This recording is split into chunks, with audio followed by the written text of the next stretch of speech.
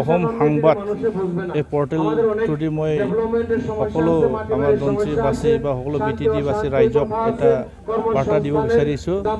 আজি আমাৰ এই ধনচিৰি সমষ্টিৰ নিৰ্বাচন প্ৰচাৰ চলি আছে আৰু আজি ক'ব লাগিব আমাৰ ধনচিৰি সমষ্টিত যথেষ্ট ভাল, ৰাইজে যথেষ্ট সঁহাৰি দিছে আৰু ধনচিৰি সমষ্টি আমি জিতাটো নিশ্চিত হৈ আছে।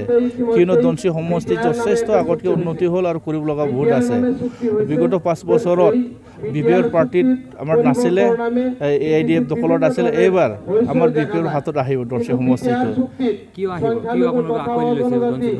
নাই, ধনচিৰি সমষ্টিবাসী যথেষ্ট গম পালে বিগত 15 বছৰৰ ভিতৰত যোৱা 5 বছৰে যেনেকা এই ধনচিৰি সমষ্টিৰ ৰাইজে যেনেকা ধৰণৰ উন্নতিমূলক কাম কাজ হ'ব লাগিছিলে, আমাৰ নিজৰ পাৰ্টি নাথাকাৰ কাৰণে চৰকাৰ আমাৰ থাকিছে, কিন্তু আমাৰ পাৰ্টি নাথাকাৰ কাৰণে বহুত পিছ পৰি গৈছে।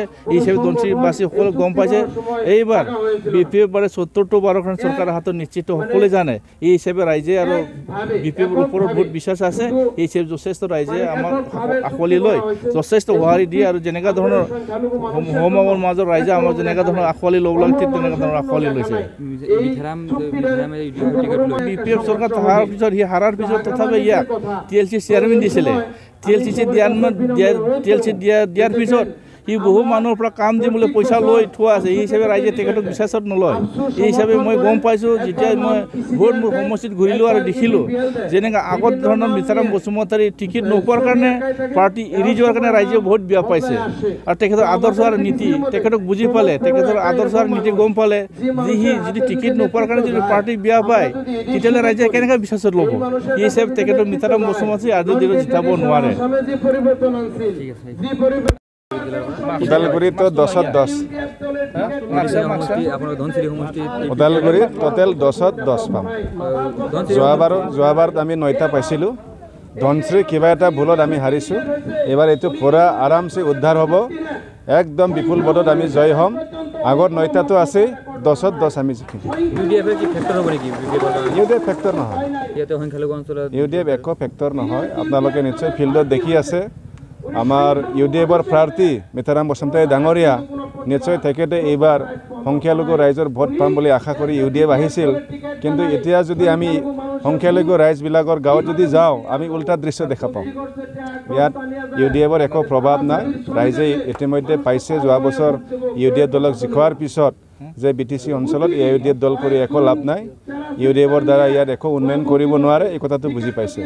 UPPLৰ সভাপতি UPPL দলে যে বিভিন্ন মিটিঙত গৈ যায় কয় যে চাকৰি দিয়া নামত কাগজ পত্ৰ জমা লয়, কিবা কাট দিব বিচাৰে যে সিহঁতৰ উন্নয়নৰ কাৰণে দলৰ কৰ্মীসকলৰ, এইসকলৰ কি ক'ব?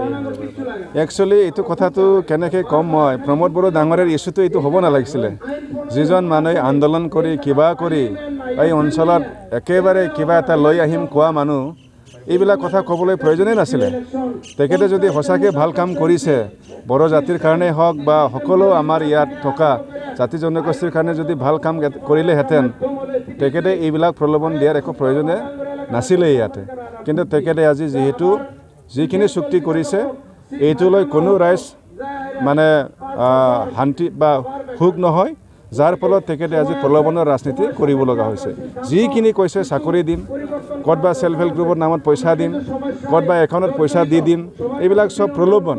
কোনো ইয়াৰ একো সত্যতা নাই, তেওঁলোকে কাকত দিব নোৱাৰে। কিন্তু মানুহক খন্তেকীয়া প্ৰলোভন দি পেলাই কেনেকৈ ভোট আদায় কৰিব পাৰে, ইয়াৰে ৰাজনীতি কৰি আছে। আমিতো এতিয়া দেখি আছোঁ এইবাৰ চিৰাং কোকৰাঝাৰো খুব ভাল আৰু ওদালগুৰিতো ভালেই আছেই। এই হিচাপত আমি একেবাৰে মিনিমাম আমি 26ৰ পৰা 30 এই আসনটো পাম, 26ৰ পৰা 30।